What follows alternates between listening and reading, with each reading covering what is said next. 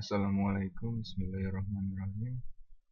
Saya akan menjelaskan tentang kompetensi pedagogik pada guru, khususnya untuk menata materi pembelajaran secara benar sesuai dengan pendekatan yang dipilih dan karakteristik peserta didik. Nah, di sini guru merancang rencana pembelajaran yang sesuai dengan silabus untuk membahas materi ajar tertentu agar peserta didik dapat mencapai kompetensi dasar yang ditetapkan. Lalu guru mengikuti urutan materi pembelajaran dengan memperhatikan tujuan pembelajaran. Guru memilih materi pembelajaran yang sesuai dengan tujuan pembelajaran, tepat dan muktakhir, sesuai dengan usia dan tingkat kemampuan belajar peserta didik. Juga dapat dilaksanakan di kelas dan sesuai dengan konteks kehidupan sehari-hari. Nah, mengapa pentingnya menata bahan belajar siswa? Upaya menata bahan belajar ternyata juga menguntungkan guru saat menyampaikan pelajaran di ruang kelas. Guru akan mendapatkan kemudahan menyampaikan pelajaran di ruang kelas. Guru akan lancar mentransfer jumlah ilmu pengetahuan kepada murid. Dengan demikian, murid tidak akan ragu pada kebenaran materi pelajaran yang diberikan. Selain itu, penata dan penugasan materi pelajaran akan berdampak pada kredibilitas seorang guru di mata siswa. Wibawa guru akan tetap terjaga di mana siswa sehingga mereka menaruh rasa hormat kepada guru. Jadi, bahan belajar yang ditata dengan rapi, kemudian disampaikan dengan strategi belajar dan metode yang tepat, akan mengantarkan guru pada pencapaian tujuan dan hasil belajar yang diinginkan. Disinilah pentingnya bagi guru untuk menata bahan belajar siswa. Lalu, bagaimana prosedur yang harus diikuti dalam penyusunan bahan ajar? Yaitu yang pertama meliputi memahami standar isi, berarti memahami standar kompetensi dan kompetensi dasar. Hal ini telah dilakukan guru ketika menyusun silabus, program semester, dan rencana pelaksanaan pembelajaran. Memahami standar kompetensi lulusan yang juga telah dilakukan ketika menyusun silabus. Walaupun demikian, ketika penyusunan bahan ajar dilakukan, dokumen-dokumen tersebut perlu dihadirkan dan dibaca kembali. Hal itu akan membantu penyusunan bahan ajar dalam mengaplikasikan prinsip relevansi, konsistensi, dan kecukupan. Selain itu, penyusunan bahan ajar akan terencana dan juga terpandu ke arah yang jelas, sehingga bahan ajar yang dihasilkan benar-benar berfungsi. Kemudian mengidentifikasikan jenis materi pembelajaran berdasarkan pemahaman terhadap poin yang pertama. Nah, mengidentifikasikan jenis materi dilakukan agar penyusunan bahan ajar mengenai tepat jenis-jenis materi yang akan disajikan. Hasil identifikasi itu kemudian dipetakan dan diorganisasikan sesuai dengan pendekatan yang dipilih.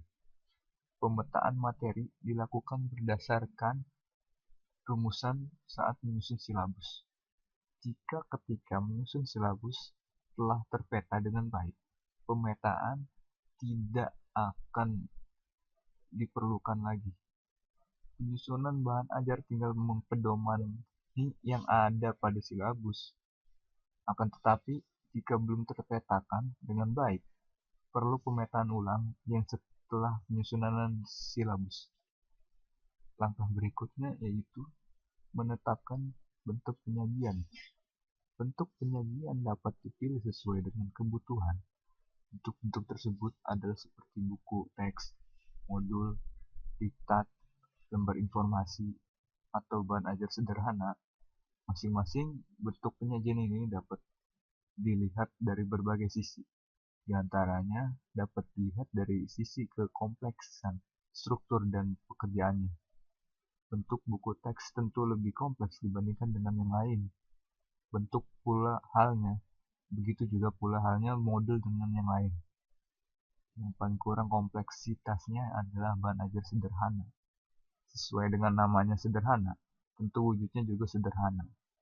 Jika bentuk penyajian sudah ditetapkan, penyusunan bahan ajar menyusun struktur atau kerangka penyajian. Kerangka-kerangka itu diisi dengan materi yang telah ditetapkan. Kegiatan ini sudah termasuk mendraft atau membahas, membuat ilustrasi, gambar, bahan ajar. Draft itu kemudian direvisi, hasil revisi diuji cobakan, kemudian direvisi lagi, dan selanjutnya ditulis ulang. Selanjutnya, guru telah dapat menggunakan bahan ajar tersebut untuk membelajarkan siswa. Lalu, teori-teori pendukung untuk menata materi pembelajaran secara benar ini, saya menggunakan teori prinsip kognitif dan juga konstruktivisme, di mana prinsip kognitif ini banyak dipakai di dunia pendidikan, khususnya terlihat pada perancangan suatu sistem instruksional.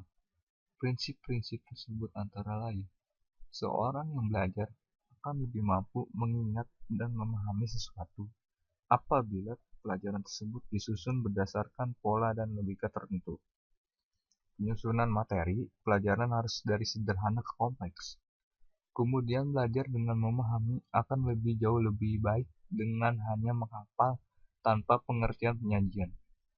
Aplikasi teori belajar kognitif dalam pembelajaran dan juga kognitif dan konstruktivisme, guru harus memahami bahwa siswa bukan sebagai orang dewasa yang mudah dalam proses berpikirnya.